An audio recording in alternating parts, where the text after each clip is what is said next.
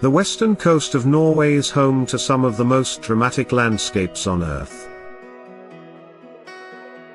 Carved by glaciers throughout the ages, some of these fjords stretch for 200 kilometers inland and are over a kilometer deep.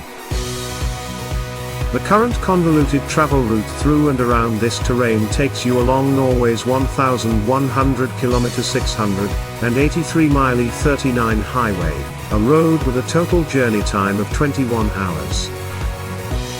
Now the Norwegian government are working to improve access to services and residential and labor markets across the country's western regions by embarking on the largest infrastructure projects in the nation's history. Norway's E39 highway runs between Kristiansand in the far south of the country and Trondheim in the north. The route navigates its way across the fjord network and features no fewer than 7 ferry crossings.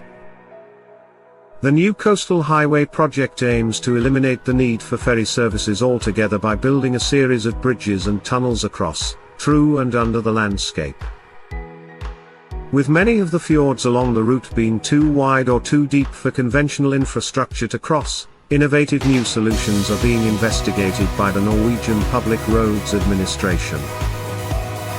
Rockfast is the first in a series of crossings that will link the E39, connecting Stavanger and Haugesund via a 27-kilometer, 16-mile undersea tunnel. This structure will reach depths of up to 390 meters below sea level, making it the deepest as well as the longest undersea road tunnel in the world.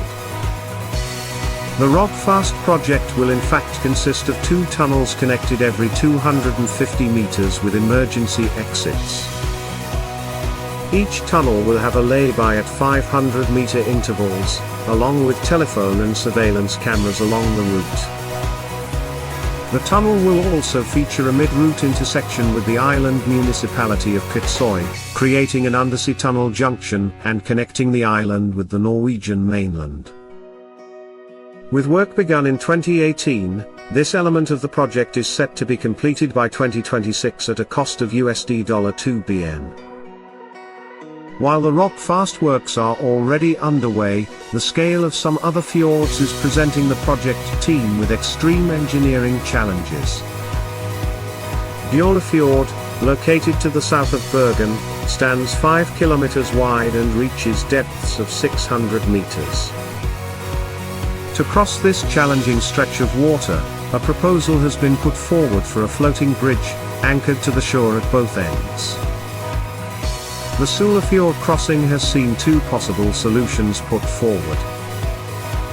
The first is for a 3-tower suspension bridge, with 2 of the bridge's towers anchored on land, and the 3rd central tower anchored to the seafloor, some 400 meters below the waterline. An alternative proposal for a submerged floating tunnel would see 2 interconnected tubes running side by side, tethered to the seabed using high-strength cables. Crossing the Rumblesfjord will require a 16-kilometer undersea tunnel, much like the Rockfast project, from Ålesund to Midsund, followed by a 2-kilometer suspension bridge connecting onto Molde. By far the most complex and ambitious of all the coastal highway crossings is that at Sognefjord, also known as the King of the Fjords. Norway's largest and deepest fjord is over 3.7 kilometers wide and an incredible 1.3 kilometers deep at its lowest point. While these extreme distances pose their own challenges, engineers must also account for the high number of ships that enter the fjord on a regular basis. Any crossing must allow for a clear shipping lane that is at least 400 meters wide, with 70 meters clearance above the water's surface and at least 20 meters clearance into the depths. To deliver this, the project team are considering numerous different types of crossing for this fjord. The first is a traditional suspension bridge.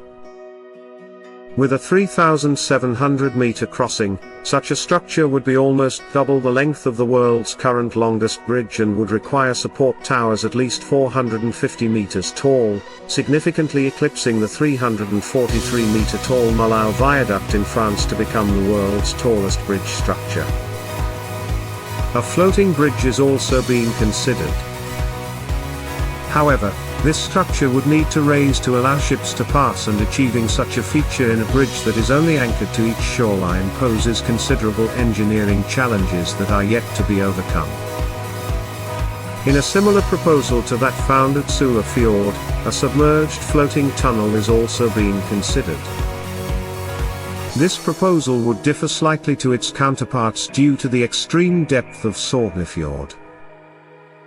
Rather than being tethered to the seabed, the tunnels would be suspended from floating pontoons that would allow ships to pass overhead. A hybrid proposal is also being considered, combining a floating pontoon bridge with a portion of submerged floating tunnel that allows ships to pass. Whilst fixed bridges transferring into fixed tunnels is not an uncommon solution in waterways with high shipping traffic, such as the link between Denmark and Sweden and the extensive Hong Kong to Macau crossing, combining the two floating structures in this way would create the world's first example of such a solution. Finally, a proposal for a multi-span cable-stayed bridge is under review. This structure would feature 4 floating pylons tethered to the seafloor, rather like oil rigs.